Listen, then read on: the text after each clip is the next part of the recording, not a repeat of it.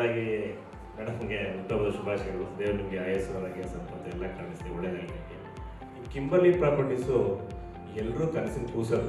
ಈಗ ಎಷ್ಟು ಅವರೆಲ್ಲ ಎಫರ್ಟ್ ಆಗ್ತಾರೆ ಅಂದರೆ, ನಾವು ನಮ್ಮ ಅಣ್ಣ ಉದಯಣ್ಣ ನಮ್ಮನ್ನ ಕರ್ಕೊಂಡು ಹೋಗಿದ್ದಾರೆ, ನಮ್ಗೆ ಗೊತ್ತಿಲ್ಲ. ಅಲ್ಲಿ ನಾವೊಂದು ಬಿಸ್ನೆಸ್ ಇದ್ದು ಆ ಜಾಗಕ್ಕೆ ನಮ್ಮನ್ನ ಕರ್ಕೊಂಡೋಗಿ ನಮ್ಮ ಅಣ್ಣನೇ ಕಾರಣ.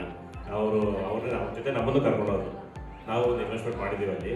ಬಟ್ ಆ ಜಾಗ ಇವಾಗ ಎಷ್ಟು ಬ್ಯೂಟಿಫುಲ್ ಆಗಿ ಮಾಡಿದ್ದಾರೆ ಅಂದರೆ, ಕಿಂಬರ್ಲಿ ಸಂಸ್ಥೆಯವರು ಅಲ್ಲಿ ಆಂಜನೇಯ ದೇವಸ್ಥಾನ, ಆ ಅಟ್ಮಾಸ್ಫಿಯರು ಇಲ್ಲೆಲ್ಲೂ ಸಿಗಲ್ಲ. ಆ ಅಟ್ಮಾಸ್ಫಿಯರ್ ಆ ಥರ ತುಂಬ ಚೆನ್ನಾಗಿ ಮಾಡಿದೆ. ಆಮೇಲೆ ಇವಾಗ ಆ ಭಾಗ ತುಂಬ ಡೆವಲಪ್ ಆಗಿದೆ. ಈಗ ತುಮಕೂರಿಂದ ಚಿಕ್ಕನಾಯಕನಹಳ್ಳಿ ಈಗ ರೋಡ್ ಕೂಡ ಕಂಪ್ಲೀಟ್ ಆಗಿದೆ, ಹೈವೇ ಕೂಡ ತುಂಬ ಚೆನ್ನಾಗಿ ಕಂಪ್ಲೀಟ್ ಆಗಿದೆ. ಏನು ಹೆಚ್ಚು ಒಂದು 45 ಮಿನಿಟ್ಸ್ ಅದರ ತುಮಕೂರಿಂದ.